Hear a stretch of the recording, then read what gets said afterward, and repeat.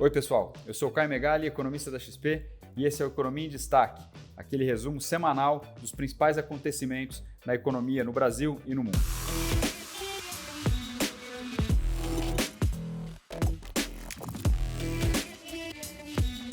O tema principal da economia global continua sendo a recuperação da economia. Está muito forte ou está muito fraca?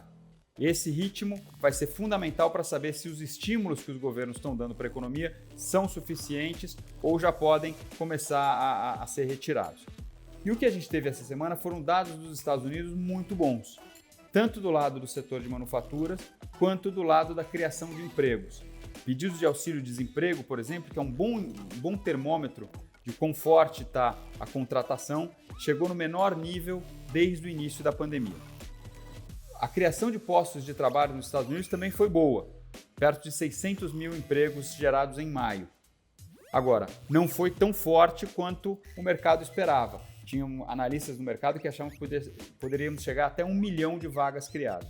Então, a análise que é feita é que o mercado está se recuperando, a economia vai bem, o mercado de trabalho, principalmente, está se recuperando num ritmo razoável, mas ainda não é forte o suficiente para sugerir ao Banco Central mudar de postura. Vamos ver como é que o Fed, que é o Banco Central americano, se manifesta a partir de agora e como é que ele se comunica com o mercado. Sempre lembrando que uma decisão do Banco Central americano de subir os juros antes do esperado pode afetar os fluxos de capitais e pode afetar a quantidade de dinheiro que vem aqui para o Brasil. Essa semana na Europa também tivemos dados importantes sobre a economia. Na verdade, foram dados até um pouco mais fracos. As vendas no varejo, tanto na Alemanha quanto na zona do euro como um todo, decepcionaram em abril. Mas quando nós olhamos para aquelas pesquisas, aquelas sondagens, tanto com consumidores quanto com empresários, todos eles continuam se mostrando muito otimistas, mostrando que a economia da zona do euro, apesar de possivelmente alguma volatilidade no curto prazo, vai continuar se recuperando e vai se juntar a Estados Unidos e China, que já vêm fortes desde o final do ano passado. Aliás, esse crescimento forte da economia global pressiona custos de matéria-prima. O destaque dessa semana foi petróleo. Os preços do petróleo chegaram perto de $70 o barril, que é um dos patamares mais altos dos últimos anos.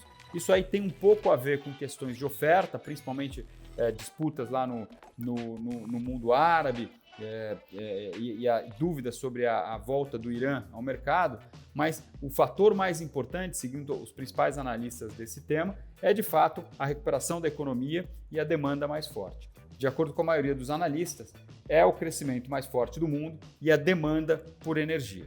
Esse é um tema fundamental para ser monitorado também, porque se os custos de matérias-primas continuarem altos, isso vai pressionando a inflação. Num ambiente de retomada da economia, essa pressão inicial de inflação vai se prolongando para frente, gerando um processo inflacionário mais preocupante. Então, esses dois temas têm que ser acompanhados muito de perto. Recuperação, o que é positivo, mas não pode ser forte demais para não sobreaquecer a economia. E uma consequência direta que é a alta dos custos de produção, que podem se traduzir num processo inflacionário mais crônico. Esse ambiente todo também nos levou a fazer mudanças nas nossas projeções aqui no Brasil. E fizemos mudanças importantes.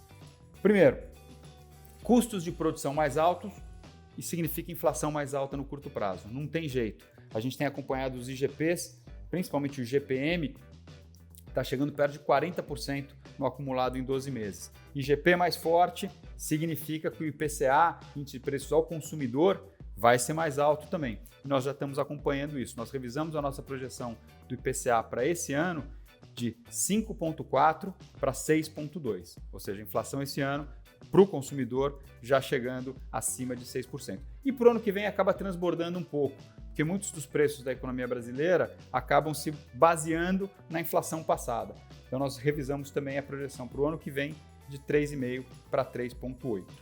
Um destaque dessa semana foi a publicação do PIB do primeiro trimestre no Brasil. O primeiro trimestre do ano cresceu 1,2% frente ao último trimestre do ano passado. Muita gente achava que esse PIB podia ser negativo, por conta da saída do auxílio emergencial, da própria alta da inflação que corrói a renda dos consumidores. Mas não, a economia brasileira tem se mostrado muito mais resiliente do que se esperava, em parte por conta do mundo forte que eu mencionei aqui, mas em parte também porque os estímulos na economia, né, os programas do governo foram bastante fortes no passado e continuam fazendo efeito.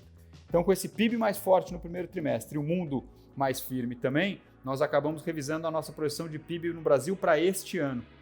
A gente espera agora um crescimento de 5,2%, ou seja, o PIB esse ano vai crescer mais do que caiu ano passado. Ano passado caiu 4,1%, esse ano já cresce 5,2%, ou seja, estamos nos recuperando mais do que nós caímos no ano passado. Isso é sustentável para o ano que vem? Aí temos dúvidas, né?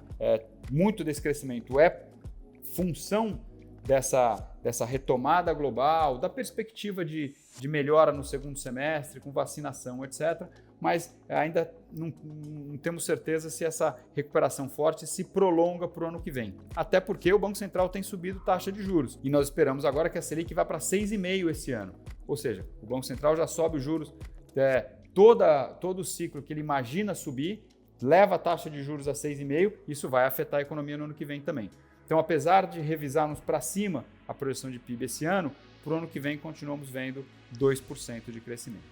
E o último ponto importante da revisão de cenários é a taxa de câmbio. Nós esperávamos um câmbio de 5,3 para o final do ano, agora esperamos 5,1.